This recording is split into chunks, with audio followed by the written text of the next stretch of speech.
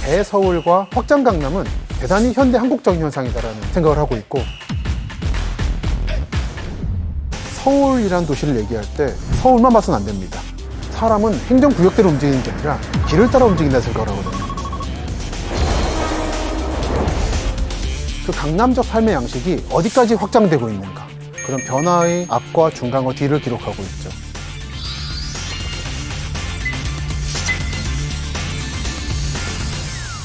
안녕하십니까. 도시문헌학자 김시덕입니다. 저는 여러분이 살고 계시는 도시를 걸어다니면서 사진도 찍고 구석구석 기록도 하고, 그러면서 그 지역이 어떤 모습이었는데 조만간 어떻게 바뀔 것이라고 하는 변화의 앞과 중간과 뒤를 기록하고 있죠. 이런 작업을 저는 도시문헌학이라고 합니다.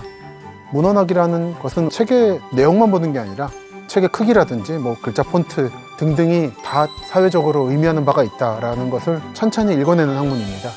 그 작업을 도시에 적용을 한 거죠.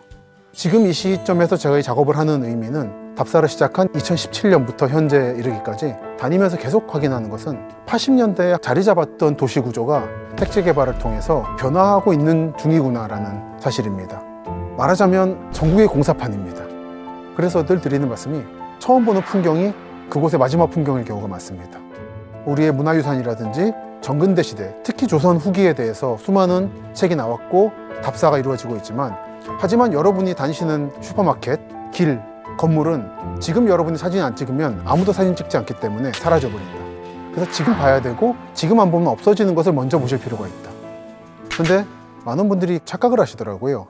옛날 모습이 아름답고 지금 택지 개발이 되고 아파트 단지로 바뀌는 것은 나쁜 거라는 식으로 이해하시던데, 실제가 그런 게 아닙니다. 변화 그 자체에 대해서 중립적으로 그 과정을 찬찬히 기록함으로써 그 앞에 살았던 사람들의 행적은 남기고 조만간 어떻게 바뀌게 될 것인지를 추적하려고 하는 중입니다. 오늘 대서울과 확장 강남이란 말씀을 드릴 생각입니다. 다 낯선 개념이실 겁니다. 왜냐하면 제가 만들었기 때문이죠. 대서울이라는 개념은 그레이트 서울이 아니라, 위대한 서울이 아니라 그레이터 서울, 더 넓은 개념의 서울이라는 뜻입니다. 서울이라는 도시를 얘기할 때 서울만 봐서는 안 됩니다. 제가 서울을 걷다가 만나는 사람의 절반은 지금 서울에 출퇴근하고 있지만 집이 경기도인 분들입니다. 저부터도 상당 기간 그랬고, 그리고 이것이 수도권이라는 개념으로 정의되는 경기도에만 존재하는 것이 아니라 서울로부터 철도와 도로가 이어지는 강원도 춘천과 원주의 서쪽, 천안, 아산, 북쪽 지역까지 포함하고 있다고 생각하고 있습니다. 사람은 행정구역대로 움직이는 게 아니라 길을 따라 움직인다는 생각을 하거든요. 길은 반드시 행정구역과 일치하지 않습니다. 그리고 행정구역에 사람들은 얽매이지 않아요. 그런 개념으로 대서울이라는 말을 쓰고 있고, 확장 강남은 대서울 중에서 강남적인 삶의 양식이 있다고 저는 관찰을 하고 있는데, 아파트 단지가 있고 호수가 있고 쇼핑센터가 있는 그 강남적 삶의 양식이 어디까지 확장되고 있는가를 추적한 겁니다. 한국에서 도시의 축이라는 것은 개항 이후에 발생했고 식민지 시기에 확립이 됐습니다. 특히 중부 지역에서 발전의 축은 인천, 서울 사대문, 동북쪽 원산 라인이죠. 이 라인에서 현재도 서울과 주변 경기도 지역은 관련을 맺고 있습니다. 그런 흐름에서 현대 한국 들어서 처음으로 한국인의 손으로 만들어낸 발전축이 바로 이 확장 강남축입니다. 성남 광주대단지라 부르는 서울 철거민들을 이주시킨 지역이죠. 거기서부터 출발해서 분당 판교가 만들어지고 광교, 동탄으로 이어지는 라인이 만들어지는데, 이것은 식민지 시기에는 전혀 고려하지 않았던 라인입니다. 그런 의미에서 확장 강남은 대단히 현대 한국적인 현상이다라는 생각을 하고 있고, 그런 의미에서도 주목할 필요가 있다고 생각을 하고 있습니다.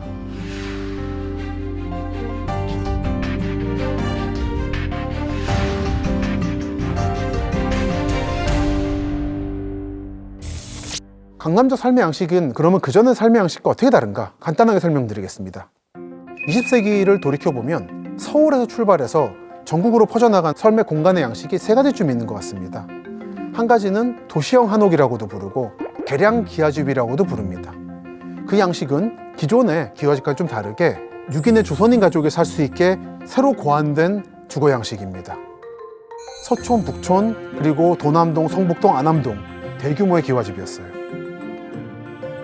이 양식이 경성에서 발생한 뒤로 전국으로 퍼져나간 것이 여러분이 자주 가시는 전주 한옥마을, 그리고 제가 좋아했지만 얼마 전 철거가 끝난 춘천의 기와집골,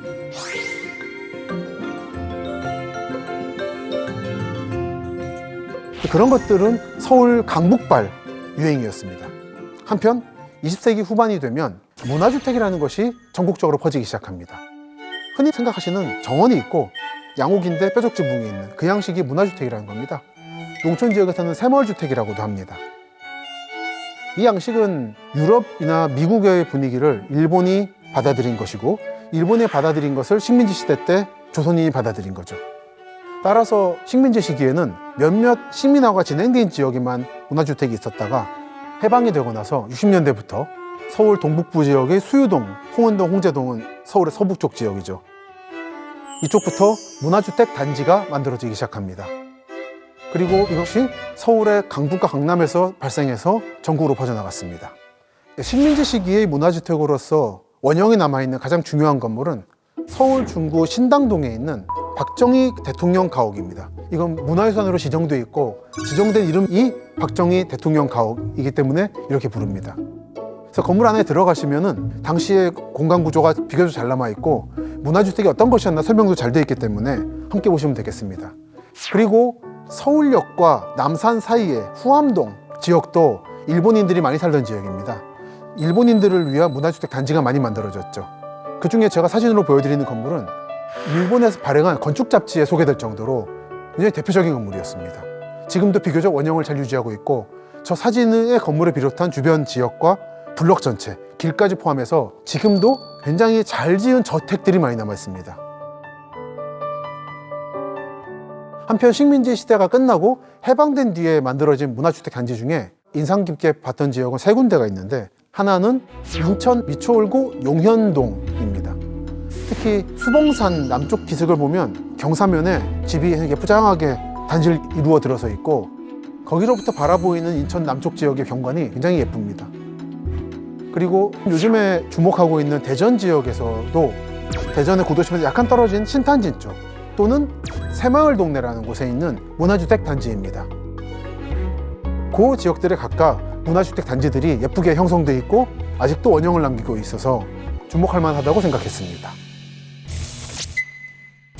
이렇게 서울에서 만들어져서 전국으로 퍼진 20세기의 삶의 양식은 계량기와집, 문화주택, 그리고 세 번째가 제가 말씀드리는 강남적 삶의 양식의 핵심을 이루는 아파트 단지입니다. 아파트 단지도 처음에는 강남에서만 시작된 건 아니었습니다. 시범아파트라는 이름으로 60년대 후반에 만들어지는 아파트 단지가 중요한 게 세 군데가 있는데, 용산구 동부이촌동 강북의 한강맨션, 서울 영등포구 여의도동의 여의도 시범아파트, 그리고 한강 남쪽에 있는 서초구 구반포동의 반포주공아파트.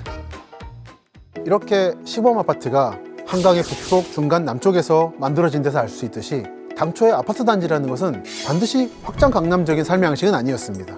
하지만 강북에서는 여전히 계량기와집이나 문화주택에 중산층이 산다라는 개념이 확고했기 때문에, 또 그리고 개발 억제가 이루어지다 보니까 아파트 단지가 빠르게 퍼지지 못했죠. 그리고 여의도는 아파트 단지를 만들기엔 너무 좁은 땅이었고, 그러다 보니까 결과적으로 지금의 강남 지역, 옛날엔 영동이라 불렀죠. 영등포의 동쪽이라 그래서 이 영동 지역이 아파트 단지의 성지가 됩니다. 그래서 이렇게 강남 지역에서 확대 재생산되기 시작한 아파트 단지가 제가 말하는 강남적 삶의 양식으로 확립되게 된 지점은 강남이라고 하면 떠오르는 강남구나 서초구가 아니라 그 동쪽에 있는 송파구였습니다. 서울 송파구 잠실에 주공아파트를 만들고 석촌호수를 만들고 한양쇼핑이라고 하는 작은 5층짜리 백화점이 있었는데, 이 세 가지가 결합하면서 우리가 지금 생각하는 강남적 삶의 양식, 또는 우리가 전국의 어느 신도시를 가도 볼 수 있는 이 구조가 확립된 거죠. 그래서 그 뒤로 수원의 광교호수, 의왕의 백운호수, 용인의 기흥호수, 화성의 동탄호수, 그리고 제가 최근에 답사한 아산 신도시 이르기까지 신도시라면 레이크뷰지라고 하는 개념이 확립되게 되면서 수변 정비, 강이든 호수든 이 지역을 정비하는 것은 현대 한국의 신도시, 특히 강남적 삶의 양식에서는 필수 요소가 됐습니다. 그러다 보니까 부작용도 발생한 것이, 호수든 강이든 원래 목적은 치수거든요. 근데 이 치수 개념이 약화되고 조경으로만 보는 거예요. 자꾸 강에다 뭘 설치하려고 그러죠. 꽃도 심으려고 그러고 운동기구도 놓으려고 그러고. 근데 그러면은 물의 흐름을 방해합니다. 그러다가 한 번씩 폭우가 내리면 큰 사고가 나죠. 이렇게 급격하게 강남화가 진행되고 있는 지역은 바로 얼마 전까지 농촌이었습니다. 이런 농촌 지역은 두 가지 방식으로 운명을 맞이하게 되는데요. 도시 한복판에 농촌 공간 구조가 남겨있는 경우도 있고, 요즘에 신도시 개발할 때처럼 흔적도 없이 사라져버리는 경우도 있습니다. 제가 지도와 사진을 준비했습니다. 이 지도는 1977년 강남 개발 초기에 말죽거리, 언주면 지역의 읍내가 남아있는 겁니다. 보면 왼쪽 길이 강남대로고 오른쪽에 휘어있는 약간 산기슭으로 다니는 길입니다. 이 길이 원래의 영남대로입니다. 부산까지 가는 길이죠. 이 길은 현재도 고스란히 남아있습니다. 사진을 보시듯이 휘어있는 당시 영남대로 농촌 영동의 길이 확인됩니다. 그래서 여러분들은 강남 한복판에서 농촌 영동 시절의 길을 답사할 수가 있는 거예요. 한편 최근에 확장된 지역인 천안 아산역 근처 가보면은 농촌 지역이 빠르게 해체되고 있습니다. 사진 속의 공터는 예전 장항선 모산역 터입니다. 장항선이 선로를 직선으로 바꾸면서 이 역은 폐쇄됐고, 사진의 왼쪽 지역에는 옛날 모산역 앞에 만들어졌던 역전마을이 지금도 구도심으로서 모습을 남기고 있습니다. 한편 공터의 오른쪽 지역에는 KTX 천안 아산역이 만들어지면서 생기고 있는 아산 신도시 배방읍 지역의 아파트 단지들이 자리하고 있죠. 그리고 배방읍 지역, 그리고 예전에 아산시의 중심지였던 온양시가지 사이에는 모종동이라고 하는 농촌 지역이 끼어 있습니다. 이 모종동을 얼마 전에 답사했는데요. 논 너머로 아파트 단지들이 마치 로마 병정처럼, 로마 군단처럼 밀려 들어오고 있습니다. 이 모종동 농촌 지역도 이미 택지 개발이 예정되어 있습니다. 이것이 확장 강남의 최전선인 아산의 현재 모습입니다. 저를 비롯해서 수많은 현대 한국의 시민들은 공통된 기억을 하나 가지고 있더라고요. 뭐냐면 부모님 따라서 새로 아파트 단지 이사를 갔는데 그 바로 옆은 논밭이어서 겨울이 되면 거의 물 뿌려가지고 얼려서 썰매 탔다 라고 하는 기억. 인구가 확장되던 시기에 한국의 모습을 상징하는 것이었죠.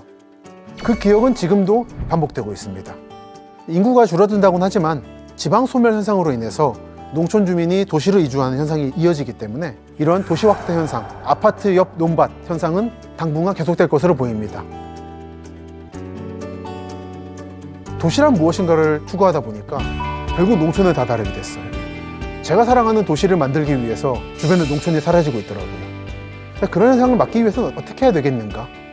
도시 원도심에 밀도와 높이를 추구해서 올려야 됩니다. 하지만 현재 한국은 위로 올라가는 걸 아직도 두려워합니다. 서울이나 부산 같은 도시 살면서 농촌적인 나직나직한 도시를 좋아하시는 분들이 참 많으세요. 그거는 도시를 농촌화시킴으로써 농촌을 도시화시키는 현상이랄까요? 저는 제가 살아가는 도시가 100층까지 올라가길 바랍니다. 그렇게 하면 스포로 현상이 막힘으로써 도시에서 살고 싶은 사람들이 도시에도 집을 찾을 수 있고, 농촌은 농촌답게 남을 수가 있는 선순환 관계를 만드는 것이 아닐까 생각을 하면서 요즘에 도시 외곽 지역을 다니고 있습니다.